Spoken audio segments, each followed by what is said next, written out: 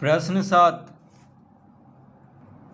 एक समचतुर्भुज के विकर्ण 7 मीटर तथा 24 मीटर हैं, तो इसका क्षेत्रफल, भुजा, परिमिति तथा ऊंचाई ज्ञात करें।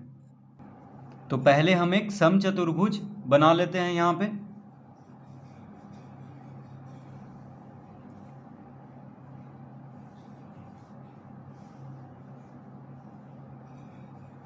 तो समचतुर्भुज का मतलब क्या हुआ?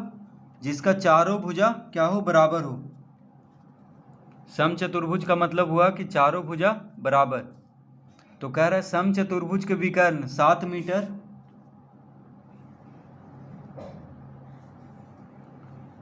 तो यहाँ पे दोनों विकर्ण दिया हुआ है, एक है 7 मीटर और दूसरा है 24 मीटर। ठीक है,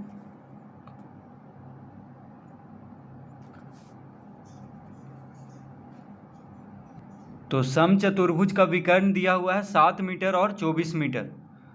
तो समचतुर्भुज का विकर्ण क्या करता है?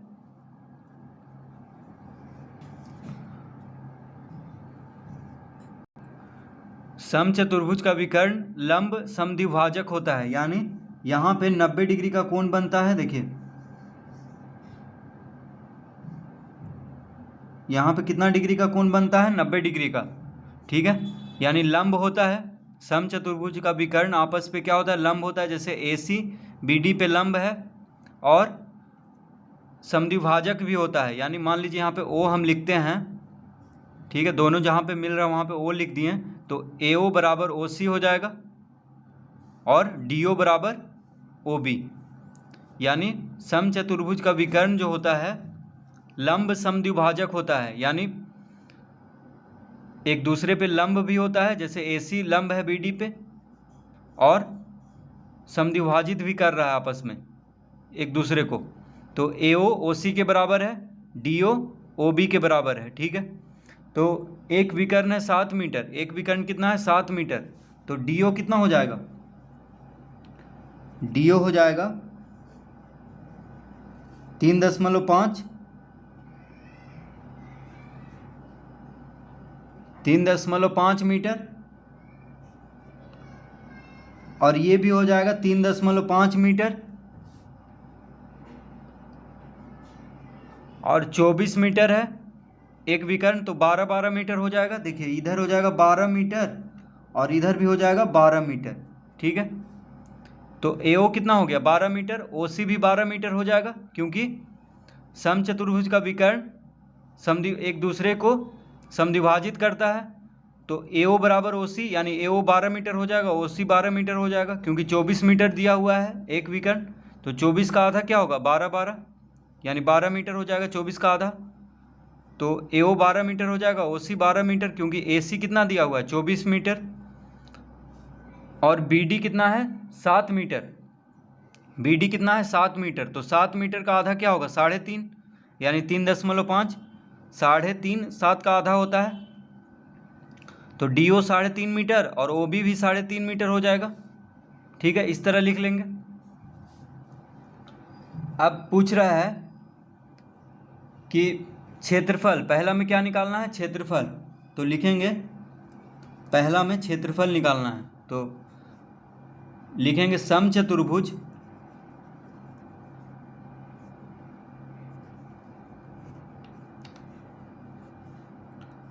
समचतुर्भुज का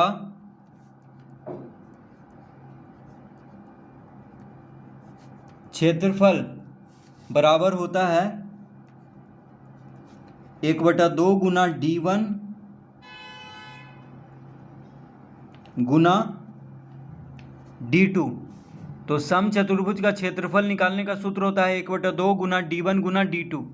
D1 क्या हो गया? D1 D2 हो गया विकर्ण। पहला विकर्ण को D1, दूसरा विकर्ण को D2 से लिखते हैं। पहला विकर्ण को D1 से, दूसरा विकर्ण को D2 से लिखते हैं। ठीक है, तो समचतुर्भुज का विकर्ण जो है दोनों, उसको D1 और D2 से लिखते हैं। तो समचतुर्भुज का क्षेत्रफल का सूत्र होता है 1/2 गुना D1 इंटू D2।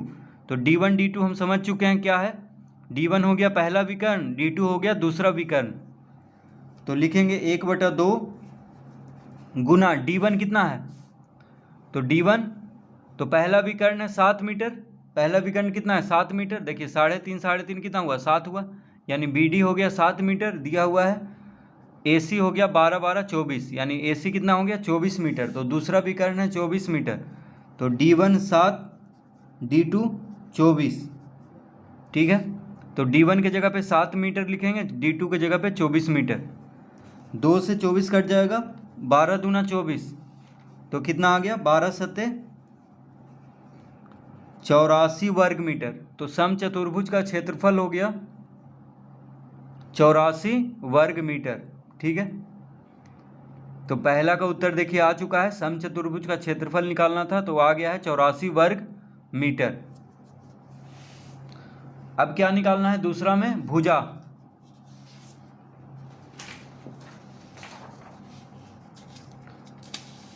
तो लिखेंगे यहाँ पे समचतुर्भुज की भुजा, तो दूसरा में क्या निकालना है, भुजा निकालना है, तो लिखेंगे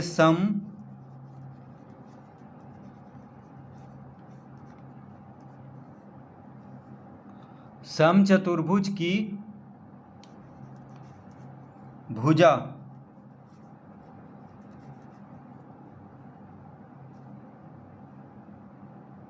तो समचतुर्भुज की भुजा निकालने का सूत्र होता है 1/2 गुना √ D1 square plus D2 square,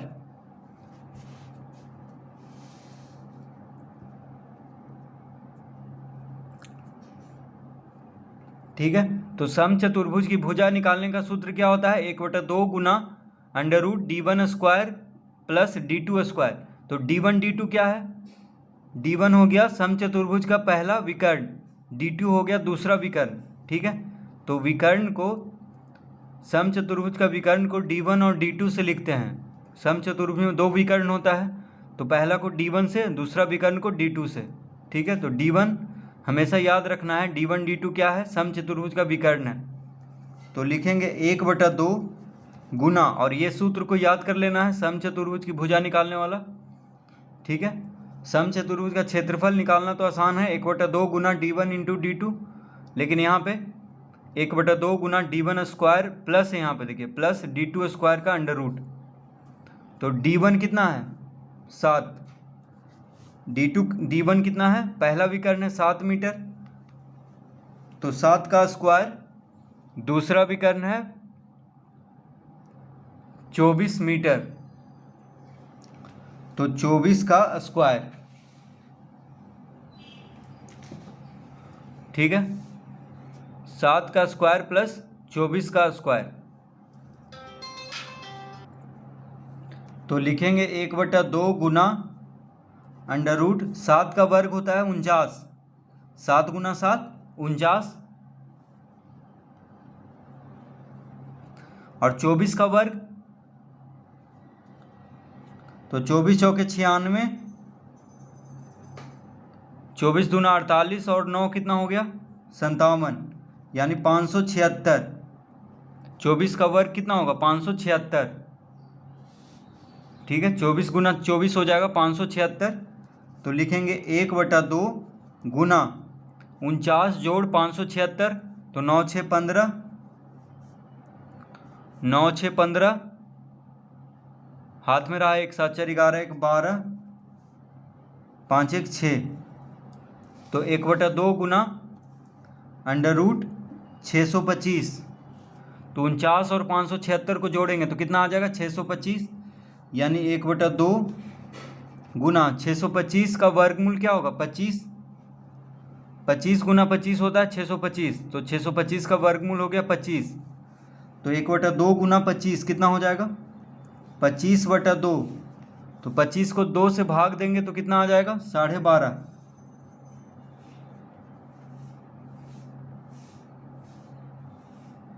पच्चीस को 2 से भाग देंगे तो कितना आएगा 12.5 मीटर। तो समचतुर्भुज की भुजा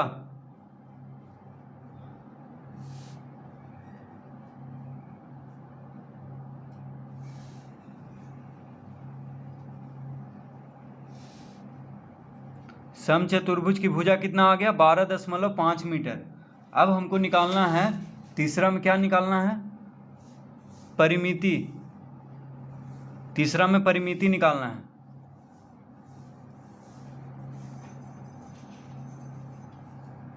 तो लिखेंगे यहाँ पे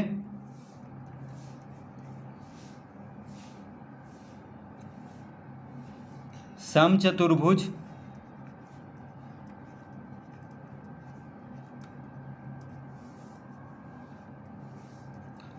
समचतुर्भुज की परिमिति, समचतुर्भुज की परिमिति बराबर हो जाएगा 4 गुना भुजा। तो 4 गुना भुजा। भुजा कितना आया? देखिए भुजा अभी हम निकाल चुके हैं यहाँ पे।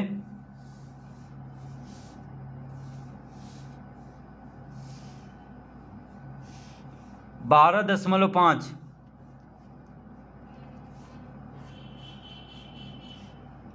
तो कितना आ जाएगा? 12.5 गुना 4 हो जाएगा। 5 चौक 20, 4 दूना 8, 2 10, 4 1 5, यानी 50। तो समचतुर्भुज की परिमिति हो जाएगा 50 मीटर। 12.5 गुना 4 करेंगे तो कितना आएगा? 50 आएगा। देखिए 12.5 12.5 25, और 25 गुना 25, 25 जोड़ 25 कितना आएगा? 50। तो 4 गुना 12.5 हो जाएगा 50। ठीक है, तो समचतुर्भुज की परिमिति आ चुका है 50 मीटर। अब क्या निकालना है?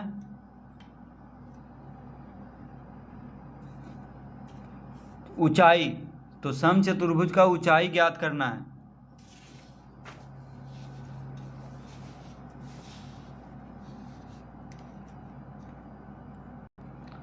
तो चौथा में हम लिखेंगे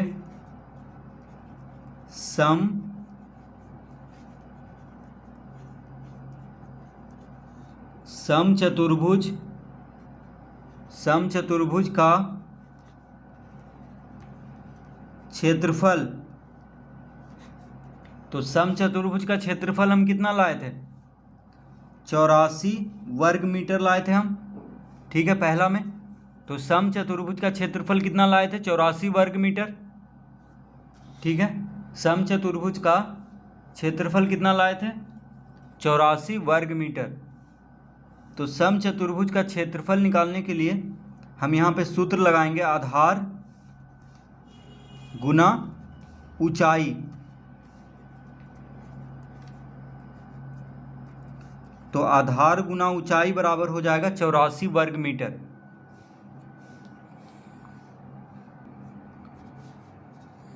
तो समचतुर्भुज का क्षेत्रफल बराबर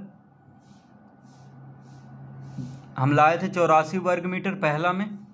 तो समचतुर्भुज का क्षेत्रफल निकालने का एक और सूत्र होता है, आधार गुना ऊंचाई। तो जब आधार और ऊंचाई दिया हो तो हम समचतुर्भुज का क्षेत्रफल आधार गुना ऊंचाई से हम निकाल लेंगे। तो आधार देखिए, इस चित्र में समचतुर्भुज का आधार कौन है? तो ये चारों भुजा जो है समचतुर्भुज का आधार है।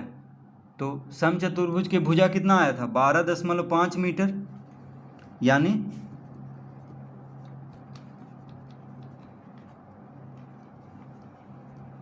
12.5 मीटर है समचतुर्भुज की भुजा।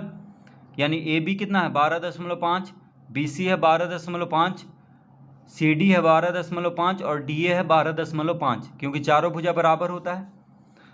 अब देखिए आधार हम किसी को भी ले सकते हैं, कोई भी भुजा को आधार बना सकते हैं, क्योंकि चारों भुजा तो बराबर है। तो आधार की जगह पे हम लिख लेंगे 12.5 गुना ऊंचाई बराबर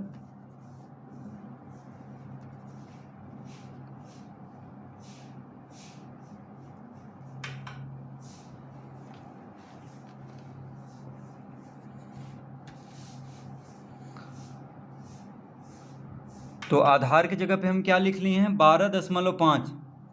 ठीक है, आधार की जगह पे हम लिख लिए हैं 12.5, क्योंकि समचतुर्भुज का आधार है 12.5 मीटर। तो समचतुर्भुज की भुजा कितना है, 12.5 मीटर, तो वही आधार हो जाएगा। ठीक है, क्योंकि चारों भुजा में से कोई किसी को भी आधार हम बना लेंगे, यानी मान लेंगे। तो आधार की जगह पे क्या लिखेंगे, 12.5, क्योंकि समचतुर्भुज का प्रत्येक भुजा है 12.5 मीटर। तो 12.5 गुना ऊंचाई बराबर 84 वर्ग मीटर लिख लेंगे।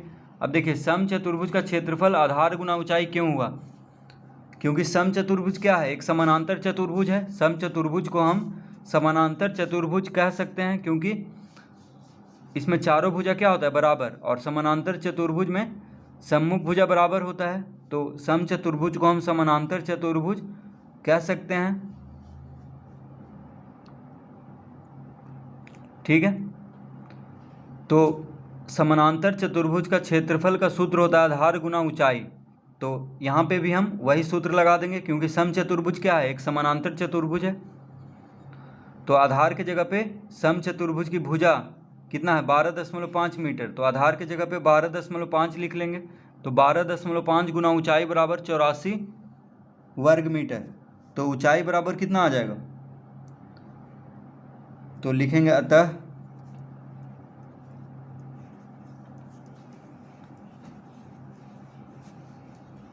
ऊंचाई बराबर 84/12.5। 84/12.5, यानी 84 को 12.5 से भाग देंगे तो आ जाएगा 84 गुना 10/125। ठीक है, दशमलव हटाएंगे तो 10 84 के साथ गुना हो जाएगा। देखिए, दशमलव के बाद एक अंक है, तो एक पे एक शून्य, 84 के साथ गुना हो जाएगा, यानी 10। तो 84 गुना 10/125, 5 से कट रहा है, 5 दूना 10, 25 बचे 125। ठीक है, तो 5 से हम काट देंगे यहाँ पे। तो 84 दूना कितना हो गया, 4 दूना 8, 8 दूना 16, यानी 168/25। तो 168 को 25 से जब भाग देंगे तो देखिए 25 छः कितना होता है, 150, यानी 25 छः 150। 18 बच गया तो एक शून्य देंगे, तो दशमलव लगाएंगे, तो 25 सते लगाएंगे 175। ठीक है, तो 5 बचा तो 50 हो गया, तो 25 दूना 50, यानी 6.72 मीटर। तो समचतुर्भुज का क्या निकाल रहे थे, ऊंचाई। तो समचतुर्भुज का ऊंचाई बराबर हो जाएगा 6.72 मीटर। तो समचतुर्भुज का क्षेत्रफल वाला सूत्र से हम समचतुर्भुज की ऊंचाई ज्ञात करेंगे, क्योंकि आधार तो मालूम है, समचतुर्भुज की भुजा तो मालूम है 12.5, तो और क्षेत्रफल भी हम निकाल चुके हैं। तो 84 को 12.5 से भाग दे देंगे तो आ जाएगा ऊंचाई।